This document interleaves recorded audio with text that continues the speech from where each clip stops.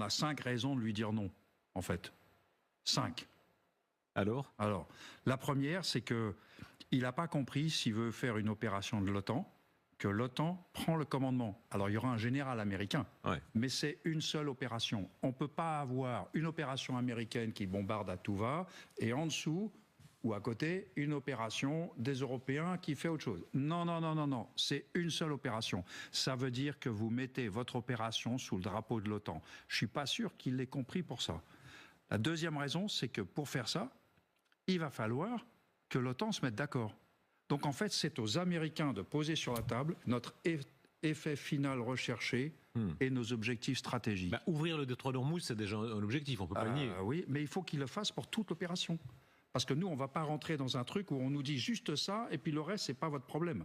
On ne peut pas faire une opération sur Ormuz avec des surprises tous les matins d'oiseaux noirs qui se promènent. Non, c'est pas comme ça que ça marche. C'est l'opération de l'OTAN. Vous avez travaillé avec les Américains pendant des années, vous étiez au cœur de l'OTAN, vous êtes le Français qui a été le plus gradé dans la chaîne opérationnelle de l'OTAN. Si vos vieux copains généraux américains venaient vous dire, écoutez, bien, aide-nous, c'est crucial pour le monde de libérer ce détroit maintenant, qu'est-ce que vous leur dites? Je dirais, on va se mettre d'accord, mais vous nous dites par écrit pourquoi on s'engage. C'est quoi votre objectif? Là, après, on discute. Vous nous dites ce que vous voulez. Après, on discute. Et c'est pas des tweets. Et c'est pas des trucs qui changent toutes les 2 minutes. Donc, déjà là, il va falloir que Trump lui-même sache ce qu'il veut. Et en fait, s'il voulait l'OTAN maintenant, là, c'est il y a 2 mois qu'il fallait commencer. C'était il y a 2 mois. Il fallait qu'ils nous disent, même dans le secret, l'OTAN est capable de garder le secret. Les gars, fin février, je commence un truc gros. Alors, ça m'arrangerait qu'on prépare, parce que vous voyez ce que je veux dire. Et on se serait mis d'accord en secret, c'est possible. Bon, la troisième raison d'envoyer péter, c'est que c'est pas une question de moyens, en réalité, le détroit d'Ormuz. C'est qu'il veut partager le risque politique.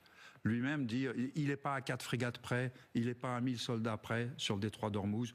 Donc en réalité, il veut partager le risque politique et pas le risque militaire. Il y a quand même des moyens, pardon, si j'ai bien compris, que la France a notamment des dragueurs de mines, etc. Oui. Donc il y a quand même des moyens. Oui, mais pour l'instant, ils n'ont pas envoyé de mines. Et la question, c'est pas tellement les mines, c'est les drones, c'est les tirs directs. Pour faire rapidement, la 4e question, c'est la question de confiance.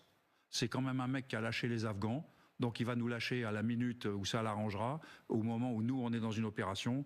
La 5e raison, c'est que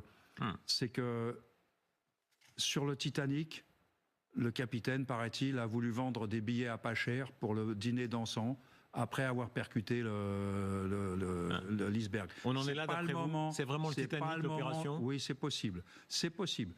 Donc c'est pas le moment d'acheter un billet en promo pour le Titanic. Et le dernier argument, il est américain.